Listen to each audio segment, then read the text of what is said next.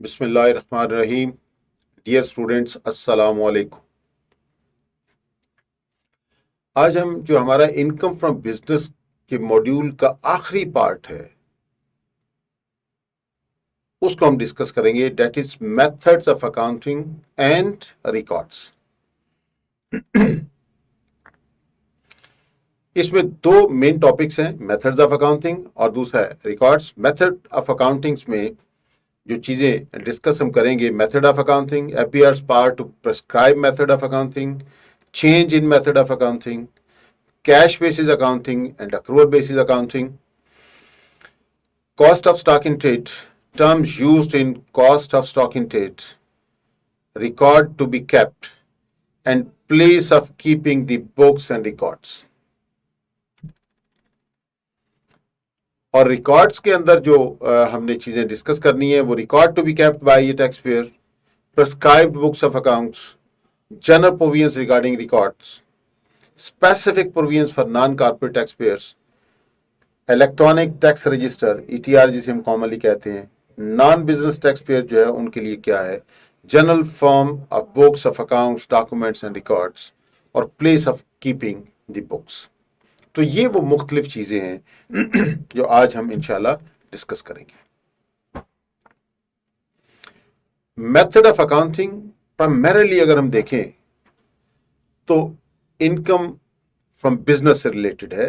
So incomes, profits and gain shall be computed in accordance with the method of accounting regularly employed by the employer by the tax payer, regularly employed by the tax pair.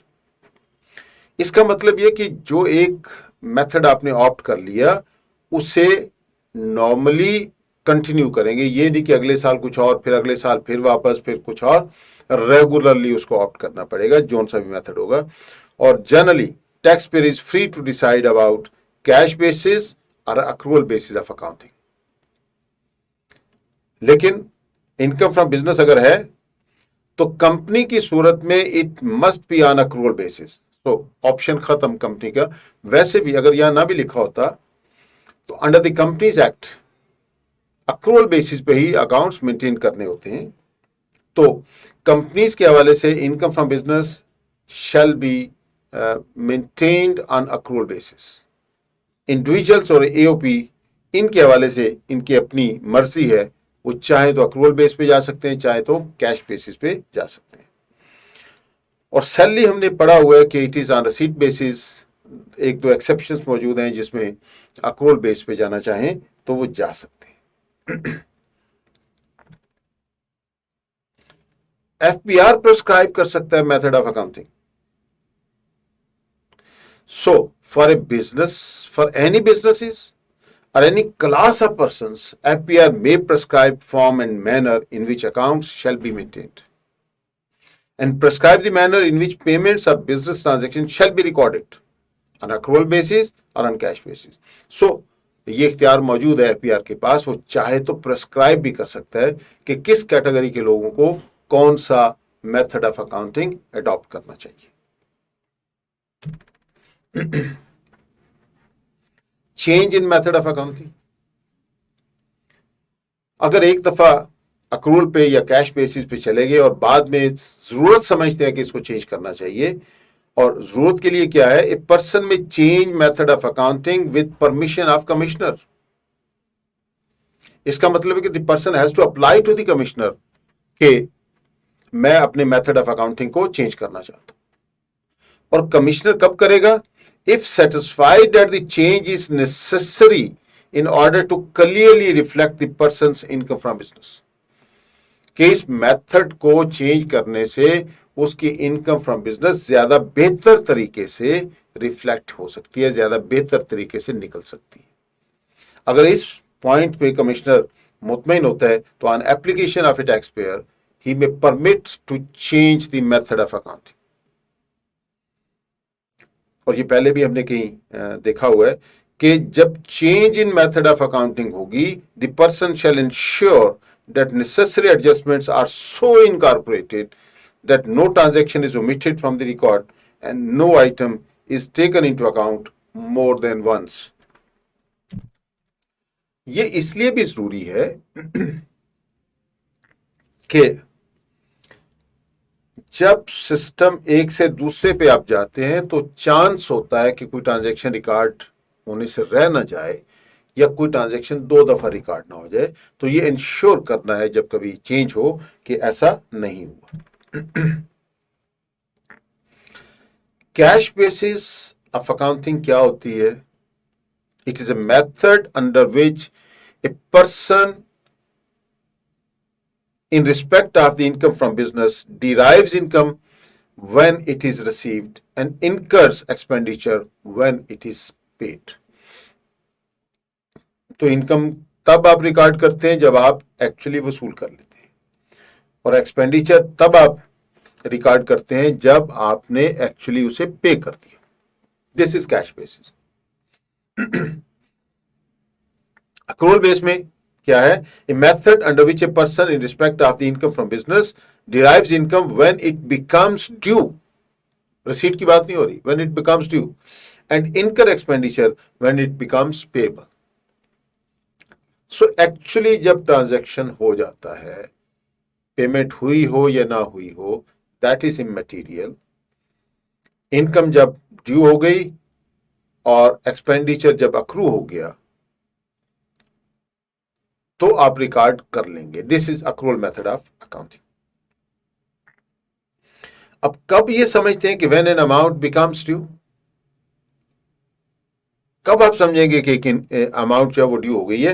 N amount shall be due to a person when he becomes entitled to receive it. It is immaterial that the amount is payable in installments or the time of discharge of the entitlement is postponed. So जब किसी बंदे को ये entitlement मिल जाती है, क्या वो receive कर सकता है? It becomes due. मिली है या नहीं मिली, इसका मतलब जब उसने सर्विसेज रेंडर की तो now he is entitled to receive the remuneration. This income becomes due. और कब payable? When all the events that determine the liability have occurred and it is possible that the amount of liability can be determined with reasonable accuracy. अगर ये condition पूरी होती है तो हम ये समझते हैं that amount has become payable. तो when an expenditure is payable, you record the expense. When an income becomes due, you record the transaction. This is accrual basis of accounting. Stock in trade कि कितना stock in trade आपने dispose of किया, उसकी value कैसे determine करते हैं? Opening value of the stock, इसमें add कर देंगे cost of the stocks acquired during the year और माइनस कर देंगे closing value of the stocks. This is your cost of stock in trade disposed of. This is charged to the trading account कि ये वो stock in trade की value थी जो हमने डिस्पोज ऑफ की। फिर इस सिलसिले में 2 पॉइंट्स नोट करने वाले हैं। Where a business is commenced during the tax year, the opening value of the stocks shall be the fair market value at the time when the stock in trade is ventured in the business. क्योंकि opening value का हुआ है ना, opening value of stock में आपने add करनी है cost of the stocks acquired, तो ओपनिंग वैल्यू क्या लेंगे? जो पहला ट्रांजैक्शन आपने किया when the stock is ventured in the business, तो उस वक्त की जो वैल्यू है that shall be treated as opening stock. And closing value shall be the lower of the cost or net realizable value of the stock on hand at the end of the year. So cost or NRV, net realizable value, shall be the closing value of the stock.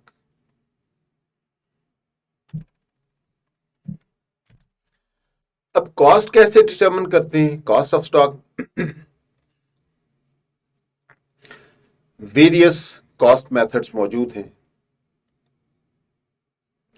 तो जो basis of method of accounting है उसको सामने रखते हुए cost method आपने use करना है। सो अगर accounting method is cash basis, तो प्राइम कॉस्ट मेथड और एब्जॉर्प्शन कॉस्ट मेथड ये अडॉप्ट करने हैं। ये आपकी कॉस्ट अकाउंटिंग की टर्मिनोलॉजीज हैं, वहां आपने इनको पढ़ लिया होगा या पढ़ लेंगे। तो प्राइम कॉस्ट मेथड और द एब्जॉर्प्शन कॉस्ट मेथड। अगर अक्रूवल बेसिस है तो एब्जॉर्प्शन कॉस्ट मेथड अडॉप्ट करना है for determining the cost of the stock in trade. And where particular item of stock in trade are not readily identifiable, कि ये कौन से थे जो आपने खरीदे थे, ये जो पड़े हुए हैं ये कौन सी लॉट में से आपके पड़े हुए हैं, जो शुरू में खरीदे थे या इन बिटवीन खरीदे थे या एंड पे खरीदे थे, तो वो आइडेंटिफिएबल नहीं है। तो क्या होगा, फाइफो मेथड आप इस्तेमाल करेंगे या एवरेज मेथड इस्तेमाल करेंगे कॉस्ट डिटरमिन कर लेंगे, फर्स्ट इन फर्स्ट आउट या एवरेज मेथड जो कॉस्ट का है इसको यूज किया जाए।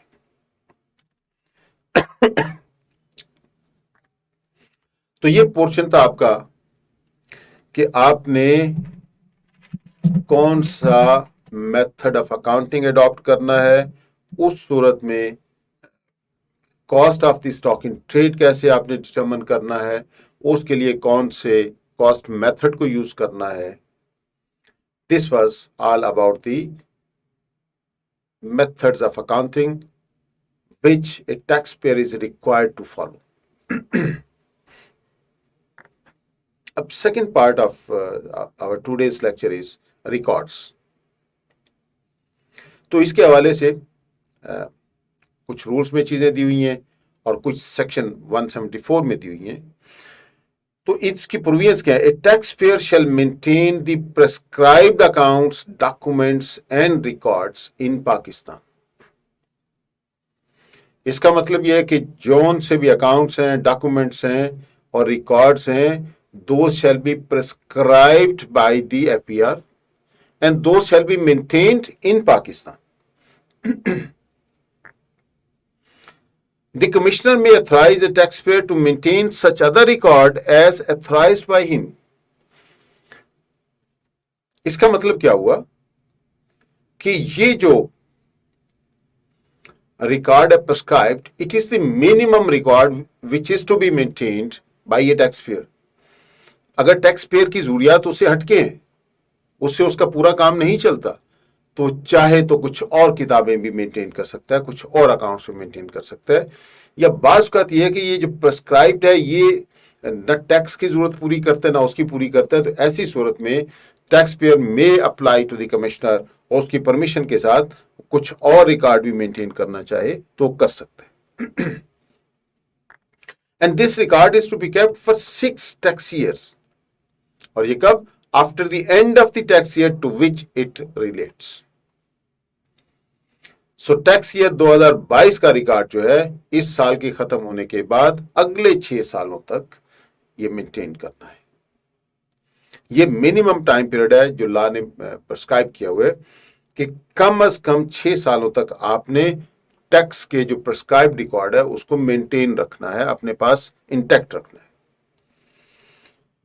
ये तो है नॉर्मल हालात में, लेकिन where any proceeding is pending before any authority और कोर्ट, उस टैक्स ईयर के हवाले से कोई प्रोसीडिंग चल रही है, कोई कार्रवाई चल रही है, कोई अपील चल रही है, कोई और एक्टिविटी कहीं चल रही है, कहीं ना कहीं किसी अथॉरिटी के पास या किसी अदालत में, तो record shall be maintain till final decision of the proceedings. तो ये रिकॉर्ड उस वक्त तक मेंटेन करना है जब तक वो जो प्रोसीडिंग चल रही हैं वो खत्म नहीं हो जाती। अपील्स हैं तो जब तक सुप्रीम कोर्ट में अपील का मामला फाइनल नहीं हो जाता उस वक्त तक आपने इसको मेंटेन रखना है। फिर 6 साल की लिमिट अप्लाई नहीं होगी, 6 साल इज नॉर्मल। लेकिन अगर किसी टैक्स ईयर के हवाले से कार्रवाई चल रही है तो फिर जब तक वो कार्रवाई मुकम्मल नहीं हो जाती, फाइनल डिसीजन नहीं हो जाता, उस वक्त तक इसको मेंटेन करना जरूरी है।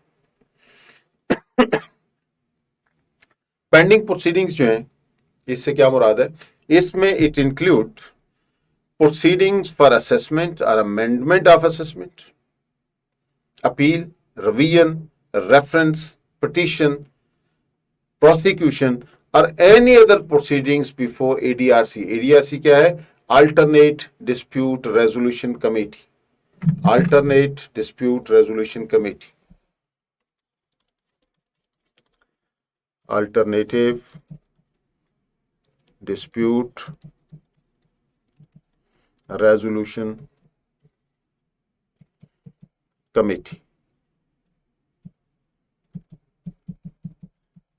ये समझ लें कि ये आउट ऑफ कोर्ट सेटलमेंट की बात है, जिसके रूल्स मौजूद हैं कि किस तरीके से कमेटी बनेगी, कौन लोग इसके मेंबर्स होंगे, टैक्स पेयर अगर अप्लाई करते हैं तो क्या होगा। ये एक लंबी चौड़ी चीज है जो आपके सिलेबस में नहीं है, इसलिए इसको डिस्कस नहीं करते। मतलब ये कि पेंडिंग प्रोसीडिंग से मुराद ये कि किसी भी जगह पे including high court, supreme court, appellate tribunal, commissioner appeals या कमिश्नर इनलैंड रेवेन्यू जो असेसमेंट कर रहा होता है या मैंडेट असेसमेंट कर रहा होता है, तो ये सारे के सारे पेंडिंग प्रोसीडिंग्स की कैटेगरी में आते हैं। Then where a person does not provide any documentary evidence for deduction claim, वो कहता है कि मैंने ये खर्चा किया था और उसका सफिशिएंट डॉक्यूमेंट्री एविडेंस पेश नहीं करता, तो ऐसी सूरत में कमिश्नर में डिसअलाउ और रिड्यूस्ड सच डिडक्शन, कि कमिश्नर चाहे तो वो सारे के सारे को डिसअलाउ कर देता है या जिस हद तक मुतमईन है कि इतना खर्चा हुआ है उतना कर सकता है और बाकी डिडक्शन को रिड्यूस कर सकता है। फिर commissioner may require any person to install and use a prescribed electronic tax register for storing and accessing information regarding any transaction that has a bearing on his tax liability. तो ये sale tax के हवाले से भी use हो रहा होता है और इनकम टैक्स के हवाले से भी हो रहा होता है। इलेक्ट्रॉनिक टैक्स रजिस्टर ये भी मेंटेन करने के लिए कह सकता है। कमिश्नर के पास ये राइट मौजूद है कि वो चाहे तो किसी पर्सन को ये कह सकता है कि वो ईटीआर इंस्टॉल करे ताकि तमाम डेटा उसका उसमें स्टोर किया जाए और उसकी बिना पे उसकी टैक्स लायबिलिटी डिटरमिन की जा सके। अब प्रेस्क्राइब बुक्स के हवाले से रूल 28 है जिसमें ये चीजें मेंशन की हुई हैं कि इनकम टैक्स रूल 2002 ये अप्लाई होते हैं। जब भी लफ्ज ये ज़हन में रखिएगा कि इनकम टैक्स में लफ्ज प्रेस्क्राइब आएगा तो इससे मुराद prescribed in the income tax rules 2002, यानी कि जहां भी इनकम टैक्स ऑर्डिनेंस में ये लफ्ज आए तो उसके लिए फिर आपको प्रोविजन तलाश करनी होगी from the income tax rules. It prescribes the books of accounts, records and documents to be maintained by different classes of taxpayers. Different classes के लिए उन्होंने मेंटेन किया हुआ है और प्रिस्क्राइब किया हुआ है कि कौन कौन सी किताबें इस क्लास के लोगों ने मेंटेन करनी। और ये जो बुक्स प्रिस्क्राइब की जाती हैं under the income tax rules, these are minimum level of record to be maintained by a tax payer, कि कम से कम इतना कुछ तो उसे मेंटेन करना है। इससे अगला नतीजा जो कंस्ट्रू हम कर सकते हैं, books prescribed by income tax rules do not prevent a tax payer deriving income from business from maintaining additional books of accounts. यानी कि ये नहीं है कि उन्होंने कह दिया कि ये आपने मेंटेन करनी है और वहीं आके रुक जाना है। वो चाहे तो इससे हटके, ये तो मेंटेन करनी ही है, इससे हटके और किताबें मेंटेन कर सकता है। यार एडिंग कॉलम्स आर पर्टिकुलर्स, उन्होंने प्रेस्क्राइब फॉर्म दिया कि इसमें ये इंफॉर्मेशन होनी चाहिए और टैक्स पे अगर समझता है कि उसे इससे ज्यादा कुछ इंफॉर्मेशन की जरूरत है उसे, तो वो उसमें कॉलम्स ऐड कर सकता है, उसके पर्टिकुलर्स ऐड कर सकता है मजीद। Or maintaining record etcetera in the prescribed manner keeping in view the nature of his business, कि अपने जो उसका नेचर ऑफ बिजनेस है उसको सामने रखते हुए ये जो prescribed manner of keeping the record है उसको मॉडिफाई कर सकते हैं। तो ये सारे के सारे इख्तियारात मौजूद हैं to a tax payer. General provisions क्या है कि इनकम फ्रॉम बिजनेस के हवाले से a person shall maintain a proper record in respect of all, और ये अगर आप देखें तो इसमें सारे के सारे अकाउंटिंग ट्रांजेक्शन आ जाते हैं। Amount received, amount expended, sales, purchases, assets, liabilities, और जहां वो प्रोडक्शन एक्टिविटीज में है, माइनिंग एक्टिविटीज में है, तो tax payer is engaged in assembly, production, processing, manufacturing, mining और like activities, complete information in respect of all input costs. तो कास्ट अकाउंटिंग डेटा भी उसने मेंटेन रखना है, जो उसकी इनपुट कास्ट है उसके हवाले से अगर तो कंपनीज हैं तो उनका अलग से रूल्स मौजूद हैं जिसके तहत उन्होंने कुछ मेंटेन करना होता है। सो कॉस्ट अकाउंट का डेटा भी मेंटेन करना है by a person who is manufacturing, assembling etcetera, जो इस प्रोसेस में फिर computer generated cash memos, invoices, receipt may be issued by a tax payer who uses fiscal electronic cash register, FECR इसको कहते हैं, और computerised accounting software.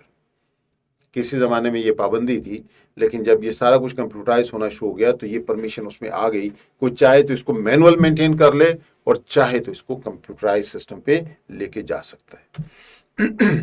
Non corporate tax payer, companies को छोड़ते हुए इंडिविजुअल्स, एओपीज और business income up to ₹500,000 are a new tax payer. ये बुनियादी तौर पे ये रूल्स बदलने की जरूरत है। अरसे से ये 1982 से ये रूल्स चल रहे हैं। गो के these are issued under the income tax ordinance in income tax rules 2002, लेकिन बहुत पुराने हैं। बहरहाल जो उसमें लिखा हुआ है आपको एग्जामिनेशन के हवाले से वो कुछ देखना है। तो cash memos, invoices, receipts for each transaction of the sale are receipt containing serial number and date, name of the person or his business address, NTN जिसको बेचा है, description, quantity and value of goods sold or services rendered, daily record of receipts, sales, payments, purchases and expenses and vouchers of purchases and expenses, ये उसने maintain करने। और नीचे अगर आप देखें तो एक लतीफा भी लिखा हुआ है, where each transaction does not exceed ₹100, आजकल 100 रुपए की वैल्यू आप जानते हैं क्या है, 1 or more cash memos per day for all such transactions may be issued, कि 100 बंदों को बेची ये चीजें और उन ट्रांजैक्शन की वैल्यू 100 रुपए से कम है तो सबकी एक ही कैश मेमो बनाना चाहे तो बना सकते हैं। और अगर 5 लाख से उसकी बिजनेस इनकम बढ़ जाती है तो फिर यही चीजें सिर्फ एडिशनल क्या चीजें, ये 1 का पॉइंट सी अगर आप देखें, बाकी तो वही चीजें। Name and address of the customer if the person is a wholesaler, distributor, dealer और commission agent and the transaction exceeds ₹10,000। सो 10,000 से ऊपर का जो भी ट्रांजैक्शन है उसमें आपने अपने कस्टमर के तमाम पर्टिकुलर्स भी देने हैं। फिर कैश बुक, बाकी वही चीजें, general ledger and annual summary of business transaction under distinctive heads, ये आपका ट्रायल बैलेंस है, और quarterly inventory of stock in trade, ये चीजें उसने मेंटेन करनी। और अगर एनुअल टर्नओवर 2.5 मिलियन से बढ़ जाती है and the person is manufacturer and individual या एओपी है तो फिर ये चीजें मेंटेन करनी है। और ये भी अगर आप देखें तो सारी की सारी वही हैं सवाए पॉइंट नंबर 4 के। पॉइंट नंबर 4 में क्या है कि स्टॉक रजिस्टर भी एक मेंटेन करना है इन respect of raw material and finish goods. बाकी सारे के सारे पॉइंट्स वही हैं जो पीछे आपने पढ़े हैं, 4 ही पिछले में पढ़े हैं कि इसमें कैश मेमोस, इनवॉइसेस इशू करनी है जिसमें क्वांटिटी, डिस्क्रिप्शन, किस बंदे को दिया, उसका टैक्स नंबर कितना है, और अगर 10,000 से ज्यादा का ट्रांजैक्शन है तो हर कस्टमर का नाम और उसका एड्रेस वगैरह भी देना है। और बाकी सारी की सारी वही चीजें हैं जो पहले से। इलेक्ट्रॉनिक टैक्स रजिस्टर,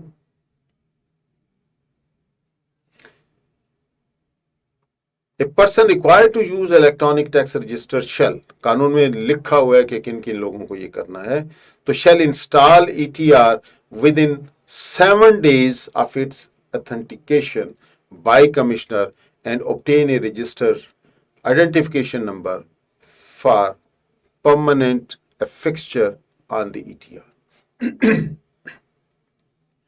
तो ये मशीन है, कंप्यूटराइज्ड मशीनें हैं जो उसने परचेज करनी है, उसको ऑथेंटिकेट करवाना है फ्रॉम द कमिश्नर, और फिर आइडेंटिफिकेशन नंबर उसका आएगा उस मशीन का, और वो उस मशीन के ऊपर लगाना है।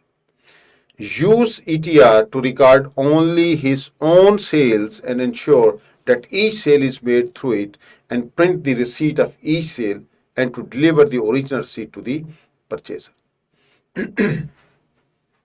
अपनी सेल्स रिकॉर्ड करनी है, बाकी लोगों की नहीं करनी। बस बात ये होता है कि वो मैनिपुलेशन करके वो दूसरे की भी सेल्स रिकॉर्ड होना शुरू हो जाती हैं, ऐसा नहीं करना। और फिर हर एक का प्रिंट निकालना है और ओरिजिनल कॉपी जो है वो उसने देनी है टू दी कस्टमर।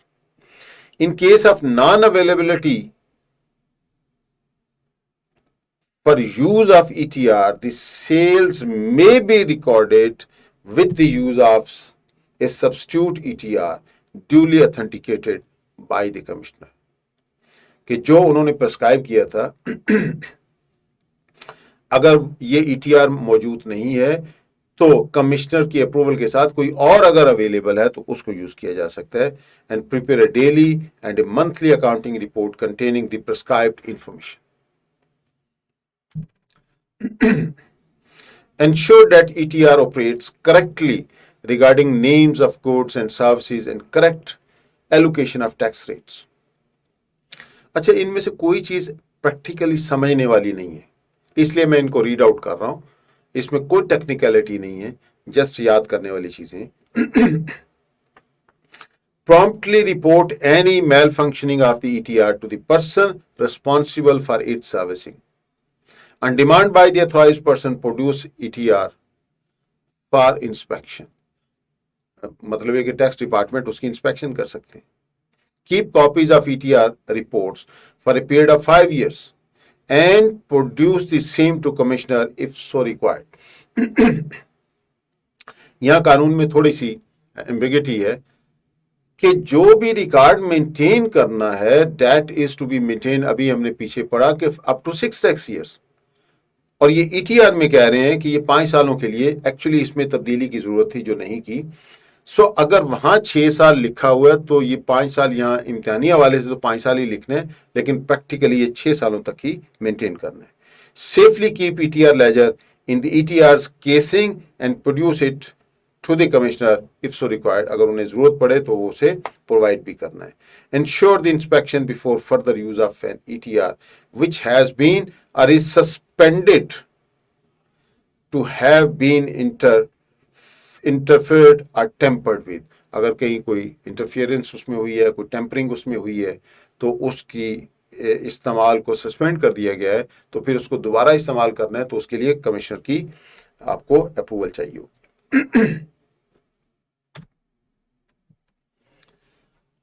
ये तो थी कि जो बिजनेस से रिलेटेड टैक्स पेयर्स हैं उन्होंने क्या मेंटेन करना है। अब है नॉन बिजनेस टैक्स पेयर्स, उन्होंने क्या चीजें मेंटेन करनी है। इसका मतलब उनका रिकॉर्ड किन चीजों पे मुहित होगा। सैलरी के लिए salary certificate issued by the employer indicating the amount of salary and tax deducted देयरऑन।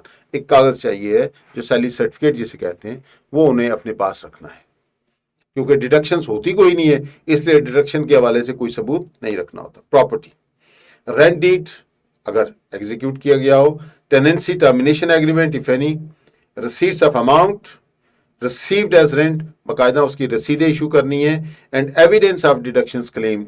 आप कहते हैं कि ये हमने इसकी इंश्योरेंस पे किया है, इसके ये खर्चा पे किया है, इसके ये खर्चा पे किया है, तो जो डिडक्शंस क्लेम की हैं उनका एविडेंस भी रखना है। कैपिटल गेन्स में बुनियादी तौर पे 3 ही चीजें होती हैं और वही मेंटेन करनी है कि cost of acquisition, documentary evidence आपके पास होना चाहिए, then deductions claimed on account of any other cost अगर कोई हो तो, और कंसिडरेशन ऑन डिस्पोजल। इन 3 चीजों के सबूत होने चाहिए फॉर कैपिटल गेन। डिविडेंड्स के लिए वो जो कंपनी चेक इशू करती है जिसे डिविडेंड वारंट्स कहते हैं, वो होना चाहिए। अब वैसे ये डिजिटली इसकी पेमेंट शुरू हो गई है कि जो शेयर होल्डर है उसके अकाउंट्स प्रोवाइड कर दिए जाते हैं टू दी कंपनी और पैसे डायरेक्ट वहां चले जाते हैं। तो इसका मतलब वो बैंक से आप एविडेंस, बैंक स्टेटमेंट से एविडेंस उसका ले सकते हैं अगर डिविडेंड वारंट फिजिकली इशू न किया गया हो। रॉयल्टी के लिए royalty agreement, profit and debt अगर इनकम है तो evidence and details of the debt along with the amount of profit and tax and zakat withheld. तो ये भी, ये आपको कहाँ से मिलते हैं? अगर आपने बैंक में इन्वेस्टमेंट की है, कंपनी में की है, तो वो जो पे करते हैं उसका एविडेंस आपको एक डॉक्यूमेंट की शक्ल में मिलता है। अगर उससे ज़कात कटी हो तो उसका भी एविडेंस दिया जाता है, और अगर उससे टैक्स एट सोर्स कटा था तो वो भी दे दिया जाएगा। रेंटल इनकम्स, वो वाली जो इनकम फ्रॉम अदर सोर्सेज में टैक्सेबल है, तो लीज एग्रीमेंट और लीज टर्मिनेशन एग्रीमेंट ये होने चाहिए। NOTR pension, evidence of the amount received. Prizes, इसका भी एविडेंस होता है, और उसमें इनकम और टैक्स विद हेल्ड का ये एविडेंस होता है। और ये आपको प्राइस बॉन्ड्स पे अगर है तो स्टेट बैंक आपको इशू कर सकता है। नॉर्मली इशू नहीं करते, लेकिन अगर आपको जरूरत है तो आपको इशू कर दिया जाएगा। Loans, advance, deposit and gifts, evidence of the receipt of loan, advance, deposit और गिफ्ट। और मिसलिनियस अगर कोई इनकम है तो उस इनकम का एविडेंस, और उस पर अगर कोई डिडक्शंस क्लेम कर रहे हैं तो उसका एविडेंस आपको चाहिए। अब place where books are to be kept, ये इसकी हेडिंग जो है ये चेंज होने से रह गई। It is place for keeping the record. ये रिकॉर्ड और बुक्स कहां पे रखनी? तो इसमें अगर person deriving income from business है तो where tax payer is carrying on his business. और अगर ये पर्सन ऐसा है कि जिसका business more than one place पे चल रहा है, ब्रांचेस उसकी मौजूद हैं, कारोबार एक से ज्यादा जगहों पे है, तो at the principal place of the business, ये हेड ऑफिस भी हो सकता है और रजिस्टर्ड ऑफिस भी हो सकता है। If the business is spread over different places and separate books of accounts are maintained in respect of each place at each of such places.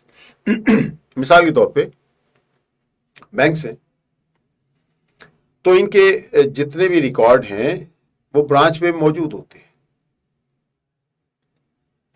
चूंकि फ्रीक्वेंटली उन्हें रेफर करना भी पड़ सकता है, तो जहां अगर वहां पे मेंटेन हो रहे हैं ब्रांच पे, तो वो ब्रांच पे ही रिकॉर्ड का रखना जरूरी है। वो लाजमी नहीं कि वो सारे का सारे हेड ऑफिस में आप भेजते हैं।